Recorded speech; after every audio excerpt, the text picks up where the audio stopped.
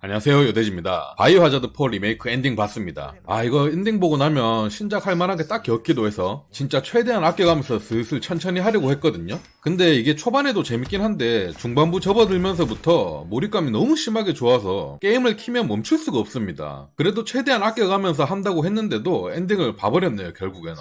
일단 플레이 타임은 표준 난이도로 1회차 16시간 걸렸고요. 챕터는 총 16개의 챕터로 되어 있습니다. 그리고 마지막 챕터 16번째 챕터는 바로 보스전이라서 짧아요. 각 챕터당 40분에서 1시간 20분 정도의 분량이었습니다. 이제 평가를 해보자면 이 정도면 어드벤처 장르 중에서 저에게는 인생 게임에 넣어도 되지 않을까 싶은데요. 진짜 간만에 단점이란 걸 찾아볼 수 없는 게임인 것 같습니다. 진짜 억가로 단점을 한번 꼽아보자면 두 가지가 있다고 보는데, 첫째, 최근에 쭉 나오던 바하 시리즈 중에서 가장 공포감이 없다는 건데 오히려 이거는 무서운 거 못하는 사람들에겐 장점이 될 수도 있고, 그리고 바하 7처럼 공포감이 엄청 강하면 또 피로감이 상당할 수 있기 때문에 플레이 타임 긴 게임을 하기에는 쉽지 않다는 거인데, 이번 4편은 다른 시리즈에 비해서 플레이 타임이 좀 긴 편이기 때문에 오히려 공포감을 줄이는 게 더 맞다고 생각은 됩니다. 그리고 중간중간에 엄청 어두워지면서 공포감이 조금은 있는 부분들도 있긴 했었어요. 그래서 단점이라고 하기에는 좀 그렇지만 억지로 한번 넣어봤고요. 두 번째, 애슐리랑 같이 플레이하는 파트에서 애슐리의 답답함 때문에 좀 짜증날 때가 있긴 합니다. 제가 원작을 안 해봐서 모르겠지만 원작은 더 심하다고는 하더라고요. 진짜 애슐리 때문에 죽어서 다시 한 게 몇 번인지 모르겠네요. 특히 고성 입구에서 애슐리가 대포에 심심하면 맞고 심심하면 납치되어서 상당히 힘들었어요. 하지만 게임 속 애슐리는 일반인이라 나약한 게 어찌 보면 당연하고, 일단 외모가 너무 귀엽기 때문에 저는 단점이라 생각하진 않습니다. 귀여우면 다 용서되니까요. 자, 이런 단점 같지도 않은 단점을 말했으니 이제 장점들을 한번 나열해 볼까요? 뭐부터 말해야 할지는 모르겠지만 일단 누구에게나 다 공감할 만한 점인데 전투입니다. 총기 타격감이 상당히 좋고 총기 종류도 많고 다양한 타격감을 느껴볼 수 있어서, 그리고 중간중간에 발차기의 쾌감은 너무나도 좋습니다. 그리고 가장 신기하면서도 재미있었던 점은 패링입니다.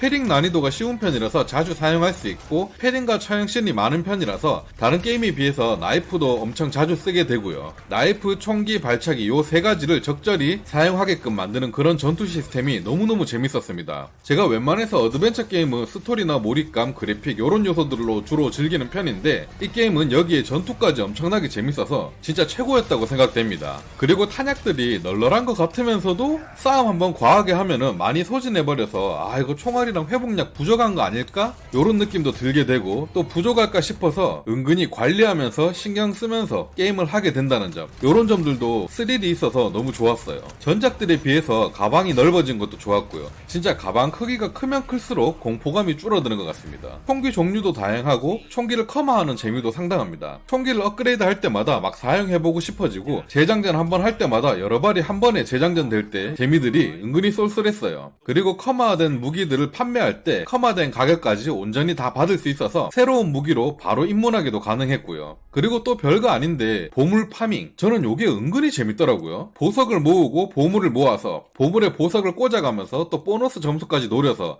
판매하는 재미가 쏠쏠했습니다. 저는 진짜 이게 별거 아닌데 너무 재밌어서 보물 수집하는 게 상당히 마음에 들었어요. 그리고 이 게임의 맵이 상당히 넓은 편인데 맵의 전체적인 분위기가 바뀔 때마다 적들도 그 분위기에 맞게끔 잘 맞는 적들로 나와서 몰입감이 진짜 좋았습니다. 처음 트레일러만 봤을 때는 전기톱 든 놈이 가장 무서운 놈인 줄 알았는데 또 그렇지도 않더라고요. 지역이 바뀔 때마다 또 그에 대한 몹들이 이렇게 잘 버무려져서 나와서 정말 좋았습니다. 그리고 보스전이 정말 좋았어요. 나름 여러 마리의 보스들이 존재하고 공략이 그렇게 어렵진 않지만 그래도 공략들이 재밌게 잘 구성되어 있고요. 보스들마다 개성이 확연하게 나타나기 때문에 상당히 매력적이었습니다. 개인적으로 후반부에 크라우저와의 보스전은 플레이하면서도 정말 연출과 액션이 너무 멋지고 재밌어서 가장 기억에 남았습니다.